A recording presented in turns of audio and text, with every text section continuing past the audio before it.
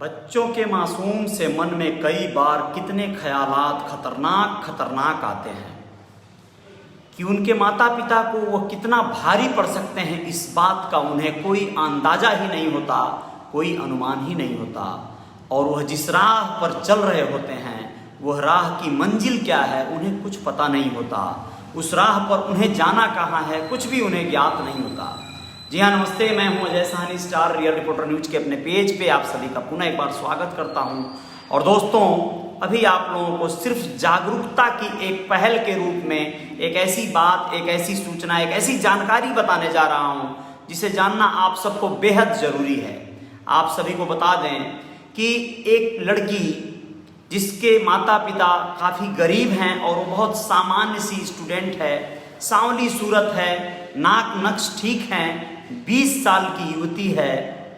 विगत वर्ष 2020 में वो हाई स्कूल पास कर जाती है और उसे आगे की पढ़ाई के लिए उसके माता पिता मना कर देते हैं। उसका कारण ये होता है कि वो काफ़ी गरीब हैं और उसकी और छोटी 3 बहनें हैं, ये सबसे बड़ी है, और 2 भाई भी हैं। 6 बच्चों का भरण पोषण और बाकी छोटे भाई बहनों का पढ़ाई और छोटे छोटे बच्चों का देख रेख जो भी करना। इस युवती को पढ़ाई छुड़ा इसलिए दिया जाता है कि पढ़ाई में बहुत ज़्यादा कोई दक्ष नहीं है या बहुत कोई ऐसा कारनामा नहीं कर पाई है, तो माँ बाप को लगता है कि भाई पढ़ाई में सामान्य है, 10वीं तक पढ़ ली, बहुत हो गया, अब रहने देते हैं। घर के काम काज में उसे लगा दिया जाता है। वो माँ का हाथ बटाने के नाम पे लगभग घर के काम में ही उलझ जाती है। अब 2020 से 2021 आ गया। इन 1 वर्षों में उसके जेहन में, उसके दिमाग में न जाने कैसे कैसे ख्यालात आए और क्या क्या अरमान प्रफुल्लित हुए कि उसने एक निर्णय लिया। वो निर्णय बड़ा ही खतरनाक था, बड़ा षड्यंत्र था। उसने सोचा कि क्यों न मैं घर से भाग जाऊं और फिर आज़ाद हो जाऊं। इस घर परिवार की झंझावतों से वो तंग आ चुकी है, घर के काम करने से वो बोर हो चुकी है और इस बोरियत को दूर करने के लिए या फिर अपनी ज़िंदगी में कुछ और बेहतर तलाश कर लेने के लिए वो घर से निकलती तो है, लेकिन वो एक स्टोरी बनाती है। वो अपनी छोटी बहनों के माध्यम से घर परिवार के लोगों को, गाँव वालों को एक मैसेज दिलवा देती है कि बहन को तेंदुआ उठा ले गया। क्योंकि वह जंगल के नज़दीक हैं लोग, तो वह शौच के लिए गई थी और उसे तेंदुआ उठा ले गया। इस तरह की एक कहानी उसकी छोटी बहन घर वालों को सुना देती है। आप लोगों को बता दें कि घर वाले ही नहीं बल्कि पूरे गांव वाले लाव लश्कर, पुलिस की लाव लश्कर के साथ पूरे जंगल के 3 किलोमीटर के परिधि में उसे दिन रात ढूंढते हैं, परेशान होते हैं। लड़की कहीं नहीं मिलती है। अब आप लोगों को आगे बताना बहुत ज़रूरी है कि लड़की ने क्या ये कर डाला। इस तरह से कितनी परेशानियां हुई समाज के या घर परिवार के लोगों को। और आपको बता दें कि जंगली जानवरों से तो वो बच गई, लेकिन इस समाज में घूम रहे सामाजिक जानवरों की नज़र यदा कदा उस पर पड़ गई होती तो उसके साथ क्या से क्या हो जाता।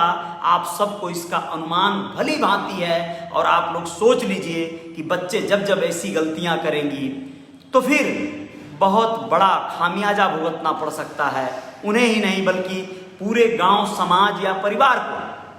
तो मैं आप लोगों को बता दूं कि राजस्थान के अलवर में ये घटना घटी है। अलवर की एक 20 साल की युवती खुद को तेंदुए द्वारा उठा ले जाने की कहानी, मनगढ़ंत कहानी रचती है। युवती के मुताबिक उसके घर वाले उसकी पढ़ाई छुड़वा देते हैं, इसलिए वो तंग आ गई थी, घर के काम से वो बोर हो चुकी थी। अब आप लोगों को आगे पूरी बात बताएं कि वो कहती है कि हम 4 भाई बहन हैं, 4 बहनें हैं और 2 भाई हैं। वो लोग तो पढ़ाई लिखाई कर रहे हैं, लेकिन मुझे पढ़ाया नहीं जा रहा था, मेरी पढ़ाई छुड़ा दी गई थी। इससे मैं आज ही जा गई थी और फिर मैंने ये फैसला किया कि मुझे बाहर निकल जाना चाहिए। वो बताती है अपनी पूरी स्टोरी में कि वह पहले घर से निकली जब, तो उसने सबसे पहले जो काम किया वो क्या किया कि मेन रोड पे आई। सुबह, बुधवार की सुबह की बात है, वो घर से निकलकर मेन रोड की तरफ आई। यहाँ से किसी से लिफ्ट लेकर वह बानसूर पहुंची। बानसूर कोई कस्बा है, वहां पहुंची वो लिफ्ट लेकर। वहां से खैरथल, रेवाड़ी होते हुए अलवर आ गई। अब आपको बता दें कि 2 दिन तक सफर करती रही। रात को अलवर बस स्टैंड पर बिताई और 2 दिन बाद उसे लगने लगा कि परिवार वाले परेशान हो रहे होंगे, इसलिए अलवर के बस स्टैंड के पास आ पहुंची। वहां पुलिस वाले मिल गए और फिर उसने अपनी कहानी उन्हें बताई।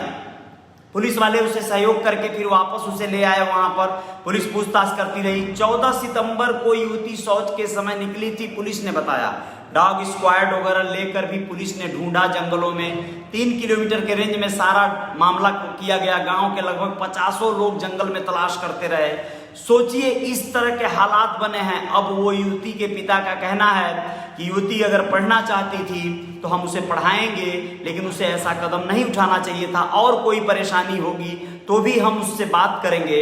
वह किसी के साथ भागी थी, ऐसा कई लोगों ने कयास लगाया, लेकिन वह सत्य नहीं है। वो अकेले जाना चाहती थी, इस तरह की बात उसने बताया है। आप लोगों को बताएं कि ऐसा करने पे कोई भी बच्चा जरूरी नहीं है कि उस युवती की तरह सुरक्षित वापस आ जावे। कई बार आप लोग सुने होंगे, पूना की एक लड़की ऐसे ही अपने माता पिता से परेशान होकर, या यूं कहें कि अपने प्रेमी या दोस्त फ्रेंड के बुलाने पर मुंबई पहुंची थी। मुंबई में उसके साथ जो हैवानियत हुई थी दोस्तों, अभी एक 15 दिन पहले की बात है। 14 लोगों ने उसके साथ बलात्कार किया था। 48 आवर में, 48 घंटे में 14 लोगों ने उसके साथ बलात्कार किया था दोस्तों। सोचिए, ये समाज में बहुत सारे लोग ऐसे हैं जिनकी नजरें ढूंढती रहती हैं ऐसे बच्चों को या ऐसे महिलाओं को, खास करके जो लोग परेशान दिखते हैं, जो लोग बदहवास दिखते हैं, गंदे कपड़े हो गए हैं, यहाँ वहाँ नजरें उनकी तलाश रही हैं, ढूंढ रही हैं, जानकारियां नहीं हैं उनके पास, रास्ते भटक गए हैं, पूछ रहे हैं। ऐसे लोगों को कुछ शातिर लोग सहयोग नहीं करते, बल्कि किसी भी तरह से अच्छा बनकर और उन्हें अपने चंगुल में, अपने जाल में फंसा लेते हैं। फिर अपने दोस्तों को बुला लेते हैं और दोस्तों के साथ मिलकर उस महिला के साथ, उस बच्ची के साथ बलात्कार जैसी घटनाएं घटती हैं। और अंततः अपने बचने की फिराक में कई बार तो कई लोग ऐसी बच्चियों को या महिलाओं को मार डालते हैं, उनकी लाशें तक नहीं मिलती हैं। तो बच्चों को इन सब चीजों से जागरूक करने की जरूरत है, समझाने की जरूरत है कि बेटा कोई भी स्थिति आ जाए, कोई भी हालात आ जाए, लेकिन ऐसे कदम आप लोग मत निकालना, मत बढ़ाना, जिससे कि हमें पछताने का भी मौका ना मिले। हमें अपनी परेशानियां बताना, उन परेशानियों को दूर करने का प्रयास किया जाएगा। और जब भी बच्चे आपके परेशान दिखें, हैरान दिखें, तो विश्वास कीजिए उनके मनोभाव को समझना होगा, उन्हें समझाना होगा, माता के द्वारा या परिवार में किसी भी महिला के द्वारा उनकी परेशानियों तक पहुंचना होगा आप सबको। वरना दोस्तों यकीन मानिए, बच्चे, उनका दिमाग विकसित नहीं होता है, समाज के उतार चढ़ाव को वो नहीं जानते हैं और वो कोई ना कोई गलत कदम उठा लेंगे और वो फिर बड़ी परेशानी और बड़ी वारदात का शिकार हो जाएंगे। बहुत सारे ऐसे हैवान घूम रहे हैं जो लोग कामुकता के वश में आकर अच्छे होते हुए भी बुरे बनने में देर नहीं लगाते हैं। वो बहुत अच्छे लोग होते हैं, कई बार सामाजिक और प्रतिष्ठित लोग होते हैं, जो ऐसे लोगों को पा जाने के बाद उनकी नीयत बदल जाती है। इस पर मैं बहुत सारी लंबी वार्ता कर सकता हूं आप लोगों से इस विषय पे, और जल्द ही मैं आप लोगों को इस विषय पे लेके आऊंगा कि किस तरह से एक अच्छे पोस्ट पे रहने वाला व्यक्ति, अच्छे जिम्मेदार परिवार से होने वाला, जिम्मेदार संस्थान से होने वाला व्यक्ति भी गलतियां कर बैठता है, या उसकी छोटी सी गलती किस तरह से बड़ी वारदात को अंजाम दे देती है। जय जयकार जारी रहेगी। आप लोग अपना ख्याल रखिएगा, अपने बच्चों का ख्याल रखिएगा और जागरूक कीजिएगा समाज में हर किसी को, और स्वयं भी सचेत रहिएगा। ऐसे बच्चे, महिलाएं या कोई भी लोग अगर आपको यदा कदा दिखाई दे दें तो आप लोग उन्हें ऐसे ही भटकने के लिए या किसी का शिकार बनने के लिए मत छोड़िएगा। प्लीज आप लोग उनकी मदद करने की कोशिश करिएगा, पुलिस को संज्ञान में डालने की कोशिश करिएगा, उनके मनोभाव को समझने की कोशिश करिएगा, वरना वो लोग हादसों के शिकार हो जाएंगे।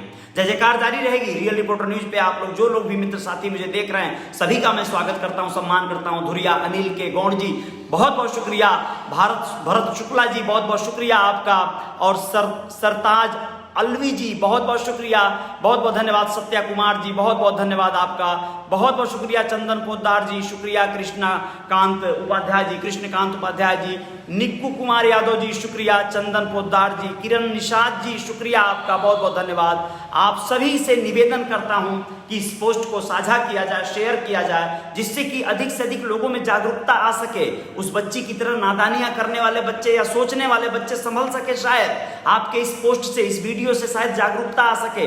उसके साथ बहुत कोई बड़ी घटना घट सकती थी। तेंदुआ तो उसे नहीं ले गया, लेकिन वो समझिए जंगल से जाके अपनी जिंदगी बचा के वापस लौटी है।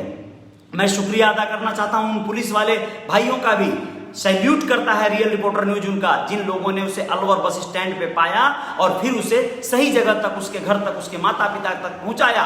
बहुत बहुत शुक्रिया मैं उनको देता हूं, धन्यवाद देता हूं।